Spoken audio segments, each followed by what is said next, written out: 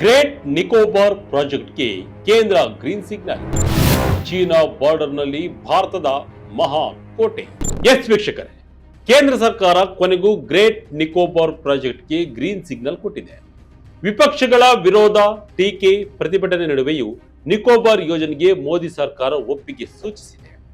S, Andaman ಮತ್ತು ನಿಕೋಬಾರ್ ಬಗ್ಗೆ ನಿಮಗೆ ಗೊತ್ತಿರಬಹುದು. ಅಲ್ಲಿನ ಪ್ರಕೃತಿ, ಪರಿಸರ, ಬುಡಕಟ್ಟು ಆದಿವಾಸಿ ಸಮುದಾಯದ ಬಗ್ಗೆ ನಿಮಗೆ ಒಂದಿಷ್ಟು ಅಂಶಗಳು ಗೊತ್ತಿರ್ತವೆ. ಇಂತಹ ಪರಿಸರ ಸೂಕ್ಷ್ಮ ಪ್ರದೇಶದಲ್ಲಿ ಕೇಂದ್ರ ಸರ್ಕಾರ ಈ ಯೋಜನೆಗೆ ಒಪ್ಪಿಗೆಯನ್ನ ಸೂಚಿಸಿದೆ.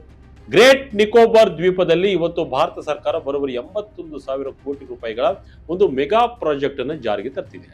ಈ ಯೋಜನೆಯ ಭಾಗವಾಗಿ ಇವತ್ತು ಕೇಂದ್ರ ಸರ್ಕಾರ ಒಂದು ಮಹತ್ವದ ನಿರ್ಧಾರವನ್ನು ತೆಗೆದುಕೊಂಡಿದೆ. ಹಳೆಯ INS ಬಾಜ್ ಏರ್ ಫೀಲ್ಡ್ ಅನ್ನ ವಿಸ್ತರಿಸುವ ಬದಲು 13,000 ಕೋಟಿ ರೂಪಾಯಿ ವೆಚ್ಚದಲ್ಲಿ ಅಪ್ಪಟ ಹೊಸದಾದ ಅತ್ಯಾಧುನಿಕ ಸಿವಿಲ್ ಮಿಲಿಟರಿ ಏರ್ಪೋರ್ಟ್ ಅನ್ನ ಕಟ್ಟೋಕೆ ಗ್ರೀನ್ ಸಿಗ್ನಲ್ ನೀಡಿದೆ. ಇತ್ತ ರಾಹುಲ್ ಗಾಂಧಿ ಈ ಯೋಜನೆಯನ್ನ ದೇಶದ ಇತಿಹಾಸದ ಅತಿದೊಡ್ಡ ಹಗರಣ ಅಂತ ಕರೆದಿದ್ದಾರೆ. ಹಾಗಾದ್ರೆ ಏನಿದು ಗ್ರೇಟ್ ನಿಕೋಬಾರ್ ಯೋಜನೆ? ಮೋದಿ ಸರ್ಕಾರದ ಉದ್ದೇಶವೇ? INS ಬಾಜ್ ಯೋಜನೆಯನ್ನ ಸರ್ಕಾರ ಯಾಕೆ ಕೈಬಿಟ್ಟಿತು? 1.5 ಕೋಟಿ ಮರಗಳನ್ನ ಕಡಿಯೋಕೆ ಸರ್ಕಾರ ರೆಡಿಯಾಗಿದೆಯಾ? ಒಂದು ಕಂಪ್ಲೀಟ್ ರೋಚಕ ರಿಪೋರ್ಟ್ ಇಲ್ಲಿದೆ. ಕೊನೆ ತನಕ ಮಿಸ್ ಮಾಡದೆ ಈ ವಿಡಿಯೋ ನೋಡಿ. ಏನಿದು ಗ್ರೇಟ್ ನಿಕೋಬಾರ್ ಪ್ರಾಜೆಕ್ಟ್? 13,000 ಕೋಟಿ ಯೋಜನೆ ಪ್ಲಾನ್ ಏನು? ಓಕೆ, ಈಗ 13,000 ಕೋಟಿ ಗ್ರೇಟ್ ನಿಕೋಬಾರ್ ಪ್ರಾಜೆಕ್ಟ್ ಬಗ್ಗೆ ತಿಳ್ಕೊಳ್ಬೇಕಾದ್ರೆ ಗ್ರೇಟ್ ನಿಕೋಬಾರ್ ದ್ವೀಪದ ಆಗ್ನೇಯ ಕರಾವಳಿಯಲ್ಲಿರುವ ಗಲಾಥಿಯಾ ಬೇ ಬಳಿಯ ಚಿಂಗನ್ ಎನ್ನುವ ಜಾಗದಲ್ಲಿ ಒಂದು ಬೃಹತ್ ಏರ್ಪೋರ್ಟ್ ತಲೆ ಎತ್ತಲಿದೆ. ಇದು ಕೇವಲ ನಾಗರಿಕ ವಿಮಾನ ನಿಲ್ದಾಣವಲ್ಲ, ಇದೊಂದು ಡ್ಯುಯಲ್ ಯೂಸ್ ಏರ್ಪೋರ್ಟ್. ಅಂದ್ರೆ ಇಲ್ಲಿ ಸಾಮಾನ್ಯ ಪ್ರಯಾಣಿಕರ ವಿಮಾನಗಳು ಹಾರಾಟ ನಡೆಸುವ ಜೊತೆಗೆ ಭಾರತೀಯ ನೌಕಾಪಡೆಯ ಯುದ್ಧ ವಿಮಾನಗಳು ಮತ್ತು ಡ್ರೋನ್ಗಳು ಕೂಡ 24 ಗಂಟೆ ಕಾವಲು ಕಾಯಲಿವೆ. ವಿಶೇಷ ಅಂದ್ರೆ ಈ ಏರ್ಪೋರ್ಟ್ ನ ಸಂಪೂರ್ಣ ಕಂಟ್ರೋಲ್ ಭಾರತೀಯ ನೌಕಾಪಡೆಯ ಕೈಯಲ್ಲೇ ಇರುತ್ತೆ. INS ಬಾಜ್ ವಿಸ್ತರಣೆ ಕೈಬಿಟ್ಟಿದ್ಯಾಕೆ? ಈ ಮೊದಲು ಕ್ಯಾಂಪ್ಬೆಲ್ ಬೇ ನಲ್ಲಿರುವ INS ಬಾಜ್ ರನ್ವೇಯನ್ನ 4,500 ಅಡಿಯಿಂದ 10,000 ಅಡಿಗೆ ವಿಸ್ತರಿಸುವ ಪ್ಲಾನ್ ಇತ್ತು. ಆದರೆ ರಕ್ಷಣಾ ತಜ್ಞರು ಮತ್ತು ಇಂಜಿನಿಯರ್ಗಳು ನಡೆಸಿದ ಸರ್ವೆಯ ಪ್ರಕಾರ ಅಲ್ಲಿ ರನ್ವೇ ವಿಸ್ತರಿಸುವುದು ಅಸಾಧ್ಯ ಅಂತ ಗೊತ್ತಾಗಿದೆ. ಯಾಕೆಂದ್ರೆ ಅಲ್ಲಿನ ಭೂಪ್ರದೇಶ ಮತ್ತು ಪರಿಸರಕ್ಕೆ ಅದಕ್ಕೆ ಪೂರಕವಾಗಿಲ್ಲ. ಹಾಗಾಗಿ ಸರ್ಕಾರ ಈಗ ಚಿಂಗನ್ನಲ್ಲಿ ಅಪ್ಪಟ ಹೊಸ ಏರ್ಪೋರ್ಟ್ ಕಟ್ಟೋಕೆ ನಿರ್ಧರಿಸಿದೆ. ವರದಿಗಳ ಪ್ರಕಾರ ಪ್ರಸ್ತುತ ಇರುವ 4,500 ಅಡಿ ರನ್ವೇಯನ್ನ 10,000 ಅಡಿಗೆ ವಿಸ್ತರಿಸುವುದು ಭೂಪ್ರದೇಶದ ಮಿತಿಗಳು ಮತ್ತು ನಾವಿಕ ಸವಾಲುಗಳಿಂದಾಗಿ ಅತ್ಯಂತ ಕಷ್ಟಕರವಾಗಿತ್ತು. ಅಲ್ಲದೆ ರನ್ವೇ ವಿಸ್ತರಣೆಗಾಗಿ ಕೈಗೊಳ್ಳುವ ಕಾಮಗಾರಿಗಳು ಅಲ್ಲಿನ ಬುಡಕಟ್ಟು ವಸಾಹತುಗಳು, ದಟ್ಟ ಅರಣ್ಯ ಮತ್ತು ವನ್ಯಜೀವಿಗಳ ಆವಾಸ ಸ್ಥಾನಗಳ ಮೇಲೆ ಹೊಸ ವಿಮಾನ ನಿಲ್ದಾಣಕ್ಕಿಂತ ಹೆಚ್ಚಿನ ಹಾನಿ ಉಂಟು ಮಾಡಬಹುದು ಎಂಬ ತೀರ್ಮಾನಕ್ಕೆ ಅಧಿಕಾರಿಗಳು ಬಂದಿದ್ದಾರೆ. ಈ ಹಿನ್ನೆಲೆಯಲ್ಲಿ ಹೊಸ ಜಾಗದಲ್ಲಿ ಗ್ರೀನ್ ಫೀಲ್ಡ್ ವಿಮಾನ ನಿಲ್ದಾಣ ನಿರ್ಮಿಸುವುದು ಉತ್ತಮ ಎಂದು ಸರ್ಕಾರ ನಿರ್ಧರಿಸಿದೆ. ಈ ಹೊಸ ನಿಲ್ದಾಣವು ಮುಂದಿನ 5 ವರ್ಷಗಳಲ್ಲಿ ಪೂರ್ಣಗೊಳ್ಳುವ ನಿರೀಕ್ಷೆಯೂ ಇದೆ. ಗ್ರೇಟ್ ನಿಕೋಬಾರ್ ಯಾಕೆ ನಿರ್ಣಾಯಕ? ಎಸ್, ಭಾರತದ ಅತ್ಯಂತ ದಕ್ಷಿಣದ ಭಾಗವಾಗಿರುವ ಗ್ರೇಟ್ ನಿಕೋಬಾರ್ ದ್ವೀಪವು ಅಂತಾರಾಷ್ಟ್ರೀಯ ಹಡಗು ಮಾರ್ಗಗಳ ಹೊಸ್ತಿಲಲ್ಲಿದೆ. ಇದು 6 ಡಿಗ್ರಿ ಚಾನಲ್ಗೆ ತೀರಾ ಹತ್ತಿರದಲ್ಲಿದೆ. ಅಂಡಮಾನ್ ಮತ್ತು ನಿಕೋಬಾರ್ ದ್ವೀಪಗಳಲ್ಲಿ ಭಾರತವು ಈಗಾಗಲೇ ಪ್ರಬಲ ಮಿಲಿಟರಿ ಉಪಸ್ಥಿತಿಯನ್ನ ಹೊಂದಿದೆ. ಇಲ್ಲಿ ದೇಶದ ಏಕೈಕ ಟ್ರೈ ಸರ್ವಿಸಸ್ ಕಮಾಂಡ್ ಅಂದ್ರೆ ಭೂಸೇನೆ, ನೌಕಾಪಡೆ ಮತ್ತು ವಾಯುಪಡೆಗಳ ಏಕೀಕೃತ ಕಮಾಂಡ್ ಕಾರ್ಯನಿರ್ವಹಿಸುತ್ತಿದೆ. ಇಂತಹ ಸಂದರ್ಭದಲ್ಲಿ ಗ್ರೇಟ್ ನಿಕೋಬಾರ್ನಲ್ಲಿ ಮೂಲ ಸೌಕರ್ಯಗಳನ್ನ ಬಲಪಡಿಸುವುದು ಇಂಡೋ ಪೆಸಿಫಿಕ್ ಪ್ರದೇಶದಲ್ಲಿ ಭಾರತದ ಶಕ್ತಿಯನ್ನ ಪ್ರದರ್ಶಿಸಲು ಮತ್ತು ಕಡಲ ಸಂಚಾರದ ಮೇಲೆ ನಿಗಾ ಇಡಲು ಅತ್ಯಂತ ಅವಶ್ಯಕ ಎಂದು ರಕ್ಷಣಾ ತಜ್ಞರು ಅಭಿಪ್ರಾಯವನ್ನ ಪಟ್ಟಿದ್ದಾರೆ. ಮಲಕ್ಕ ಜಲಸಂಧಿ ಮೇಲೆ ಭಾರತದ ಹದ್ದಿನ ಕಣ್ಣು, ಚೀನಾಗೆ ಸೆಡ್ಡು ಹೊಡೆಯುವ ತಂತ್ರ. ವೀಕ್ಷಕರೇ, ಈ ಚಿಂಗನ್ ಎಂಬ ಜಾಗ ಯಾಕೆ ಇಷ್ಟೊಂದು ಇಂಪಾರ್ಟೆಂಟ್ ಗೊತ್ತಾ? ಈ ಜಾಗ ಇರೋದು ಪ್ರಪಂಚದ ಅತ್ಯಂತ ಬ್ಯುಸಿಯಾದ ಸಮುದ್ರ ಮಾರ್ಗ ಮಲಕ್ಕ ಜಲಸಂಧಿಯ ಹತ್ತಿರದಲ್ಲಿ. ಇಡೀ ಪ್ರಪಂಚದ ತೈಲ ಪೂರೈಕೆ ಮತ್ತು ಕಂಟೈನರ್ಗಳ ಸಾಗಾಟ ನಡೆಯೋದು ಇದೇ ಮಾರ್ಗದಲ್ಲಿ.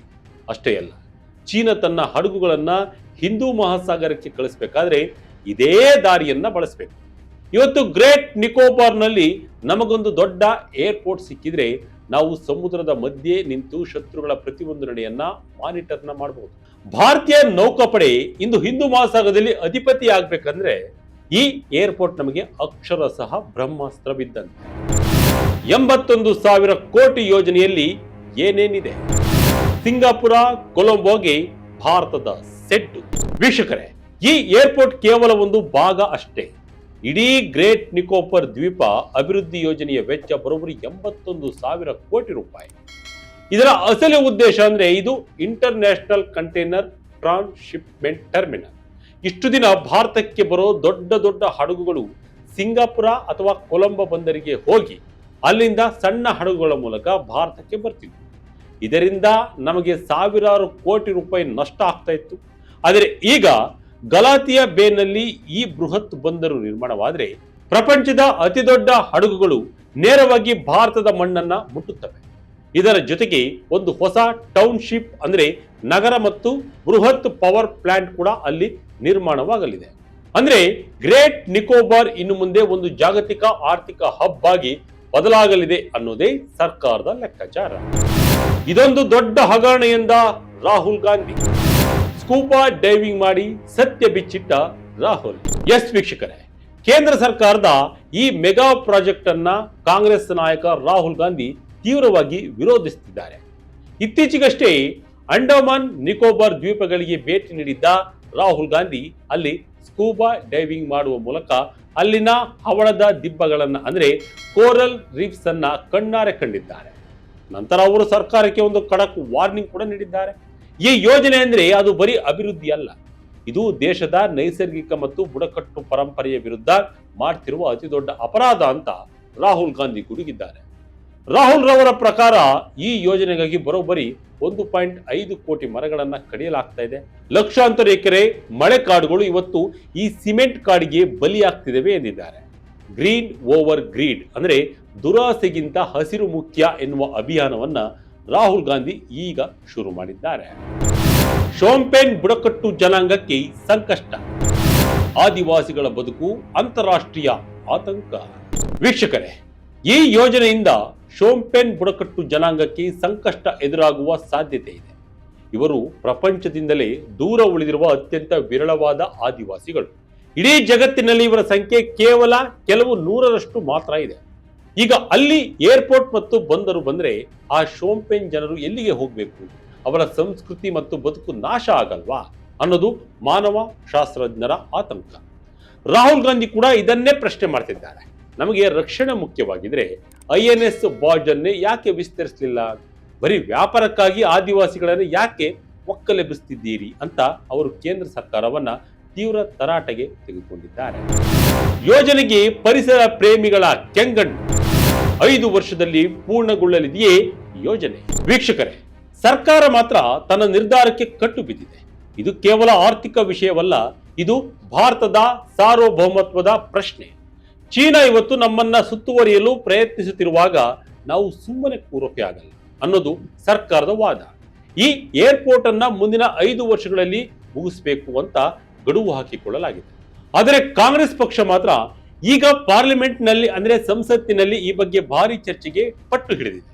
ಯೋಜನೆಯ ಪರಿಸರ ಕ್ಲಿಯರೆನ್ಸ್ಗಳು ಹೇಗೆ ಸಿಕ್ಕಿವೆ, ಹಣಕಾಸಿನ ಪಾರದರ್ಶಕತೆ ಎಲ್ಲಿದೆ ಅನ್ನೋ ಪ್ರಶ್ನೆಗಳನ್ನ ಕಾಂಗ್ರೆಸ್ ಎತ್ತಿದೆ. ಅಂಡಮಾನ್ನ ಈ ಸುಂದರ ದ್ವೀಪಗಳು ಇವತ್ತು ಪ್ರವಾಸಿ ತಾಣಗಳಾಗಿ ಉಳಿದಿಲ್ಲ, ಅವು ಇವತ್ತು ರಾಜಕೀಯ ಮತ್ತು ರಕ್ಷಣಾತ್ಮಕ ರಣರಂಗವಾಗಿ ಬದಲಾಗಿವೆ. ಕೇಂದ್ರದ ಮುಂದಿರುವ ಸವಾಲುಗಳೇನು? ಒಂದು ಕಡೆ ದೇಶದ ಭದ್ರತೆ ಮತ್ತು ಆರ್ಥಿಕ ಪ್ರಗತಿಯ ಅನಿವಾರ್ಯತೆ, ಇನ್ನೊಂದು ಕಡೆ ಪರಿಸರ ಸಂರಕ್ಷಣೆ ಮತ್ತು ಬುಡಕಟ್ಟು ಜನರ ಹಕ್ಕುಗಳ ರಕ್ಷಣೆ. ಈ ಎರಡರ ನಡುವೆ ಗ್ರೇಟ್ ನಿಕೋಬಾರ್ ಯೋಜನೆ ಇಂದು ಸಿಲುಕಿಕೊಂಡಿದೆ.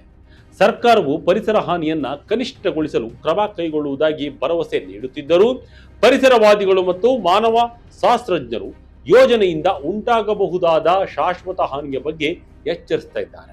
ರಾಜಕೀಯ ಸಂಘರ್ಷ ಮತ್ತು ಪರಿಸರ ಕಾಳಜಿಗಳ ನಡುವೆ ಭಾರತದ ಈ ಆಯಕಟ್ಟಿನ ದಕ್ಷಿಣದ ತುದಿಯು ಜಾಗತಿಕ ಭೂಪಟದಲ್ಲಿ ಹೇಗೆ ಬದಲಾಗಲಿದೆ ಎಂಬುದು ಮುಂದಿನ 5 ವರ್ಷಗಳಲ್ಲಿ ತಿಳಿಯಲಿದೆ. ಇಂಡೋ ಪೆಸಿಫಿಕ್ ಪ್ರದೇಶದಲ್ಲಿ ಭಾರತದ ಆಧಿಪತ್ಯ ಸ್ಥಾಪಿಸಲು ಈ ಯೋಜನೆ ಮೈಲಿಗಲ್ಲಾಗುತ್ತದೆಯೇ ಅಥವಾ ಪರಿಸರ ವಿಪತ್ತಿಗೆ ನಾಂದಿಯಾಗುತ್ತದೆಯೇ ಎಂಬ ಚರ್ಚೆ ಮಾತ್ರ ಮುಂದುವರಿತಾ ಇದೆ. ಒಟ್ಟಿನಲ್ಲಿ ಗ್ರೇಟ್ ನಿಕೋಬಾರ್ ಯೋಜನೆಗೆ ಕೇಂದ್ರ ಸರ್ಕಾರ ಕೊನೆಗೂ ಗ್ರೀನ್ ಸಿಗ್ನಲ್ ಕೊಟ್ಟಿದೆ. ಆದರೆ ಇದರ ಸುತ್ತ ಪರ ವಿರೋಧ ಚರ್ಚೆ ಆಗ್ತಾ ಇದೆ.